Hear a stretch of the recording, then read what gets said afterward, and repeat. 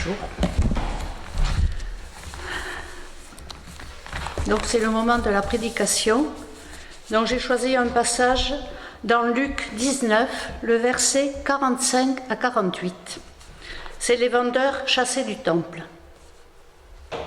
Il entra dans le temple et se mit à chasser les marchands, en leur disant : « Il est écrit, ma maison sera une maison de prière, mais vous, vous en avez fait une caverne de voleurs. » Il enseignait tous les jours dans le temple. Et les principaux sacrificateurs, les scribes et les chefs du peuple cherchaient à le faire périr. Mais ils ne savaient pas comment faire, car tout le peuple était suspendu à ses lèvres. Jusqu'ici, la parole de Dieu. Prions.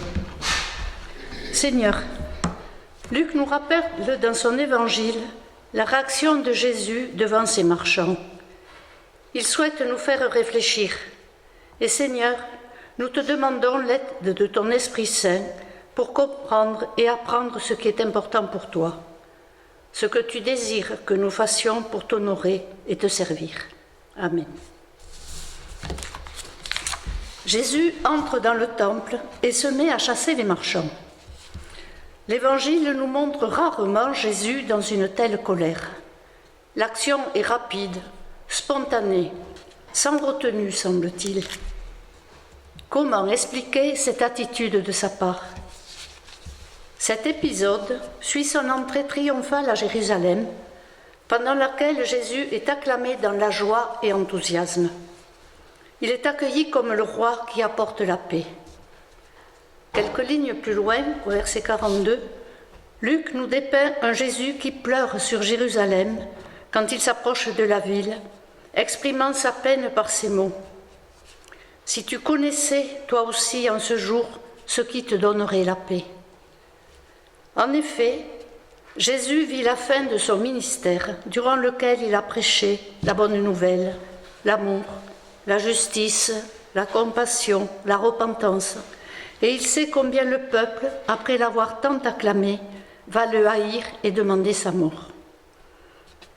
Il pleure sur les conséquences de leur refus de Dieu, qui seront l'exil et la destruction du temple.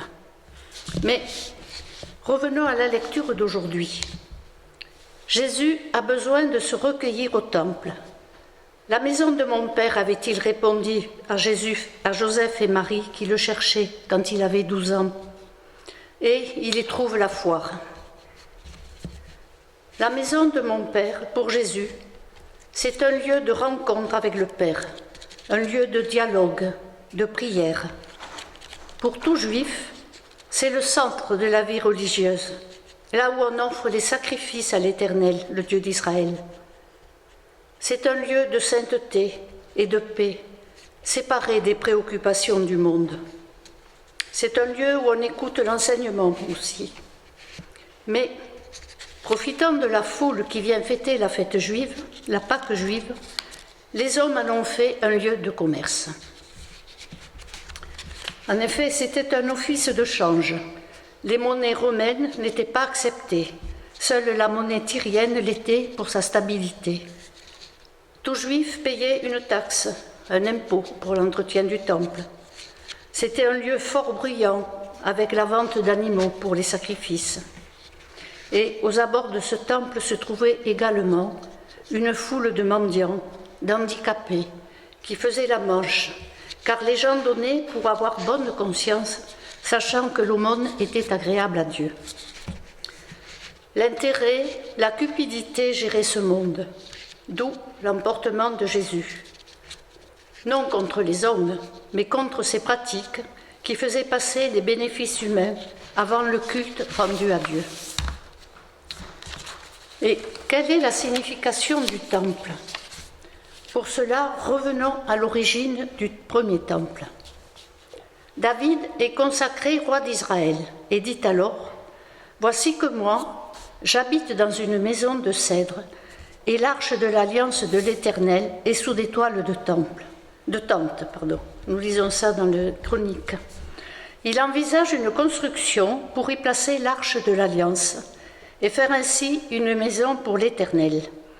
Il décide de faire venir à Jérusalem cette arche de l'Alliance, appelée aussi coffre de l'Alliance. Ce coffre sacré est le bien de toutes les tribus et est amené au milieu des ovations avec de la musique et des chants. Le peuple loue Dieu en proclamant sa gloire et sa puissance, tout comme Jésus a été ovationné le jour des rameaux. Même enthousiasme et, comme nous enseigne la Bible, même inconstance. Mais l'initiative de David ne correspond pas au projet de Dieu. Et c'est son fils Salomon qui aura la charge de le faire construire. À côté de ce refus, Dieu bénit David et lui fait cette promesse que nous lisons dans le 2e livre de Samuel. Un de tes descendants régnera toujours après toi, car le pouvoir royal de ta famille sera inébranlable. Et nous savons que Jésus est un descendant de David. Le temple a été détruit, mais Dieu règne éternellement et veille toujours sur son peuple. Centre de la vie religieuse et nationale, le temple alors est le lieu où Dieu réside, où tout juif doit se rendre pour accomplir les rites religieux. Selon la loi, Dieu seul doit gouverner le peuple. Les rois ne sont que ses serviteurs, chargés de représenter son autorité dans tous les domaines de la vie. Jérusalem devient la ville sainte, où tout juif se rend pour les fêtes religieuses, présentation d'enfants, sacrifices, ou pour demander des guérisons ou autre chose. Le peuple est sous la loi mosaïque et doit rester fidèle à cette loi divine. Et nous savons combien cette loi a été bafouée depuis sa transmission. Les influences du monde païen ont entraîné le manque de piété et de pureté, d'où le déclin d'Israël, l'exil et la destruction du temple. Les influences... Il est facile de faire le lien avec la vie d'aujourd'hui. Jésus aurait aussi de quoi s'emporter. En effet, nous ne devons pas nous arrêter aux pierres, aux bâtiments, mais notre façon de vivre notre foi. À nous d'expulser de notre cœur tout ce qui déplaît au Seigneur. Du temps d'Ézéchiel, alors que le premier temple est détruit, le prophète exilé à Babylone a une vision symbolique du temple. Il affirme que la présence de Dieu, loin d'être liée au sanctuaire de Jérusalem, peut être active même à Babylone. Et au chapitre 47 de son livre, il donne aux exilés une vision d'un temple bâti sur une source sacrée. Cette source sacrée devient torrent, puis rivière, pour se jeter dans la mer morte. Alors, l'eau est renouvelée et devient saine. Cette eau, issue d'un lieu saint, comme le temple du Seigneur, est une source de vie. Et dans sa vision, cette eau procure nourriture et guérison. Cette vision symbolise la présence de Dieu dans le monde et l'influence de sa parole. Le psalmiste utilise aussi l'allégorie de la source pour l'homme qui suit la parole. Heureux l'homme qui trouve son plaisir dans la loi de l'Éternel. Il est comme un arbre planté près d'un cours d'eau qui donne son fruit et en son temps et dont le feuillage ne se flétrit pas. Tout ce qu'il fait réussit. C'est le premier psaume des livres des psaumes. La prophétie d'Ézéchiel se réalise avec la venue du Messie. Voici l'agneau de Dieu qui enlève le péché du monde. Jésus prend la place de l'agneau offert en sacrifice le jour de la Pâque juive. Nous sommes sous la nouvelle alliance, scellée par le sang de Jésus. On ne peut accéder à Dieu le Père qu'à travers lui. Jésus remplace le temple.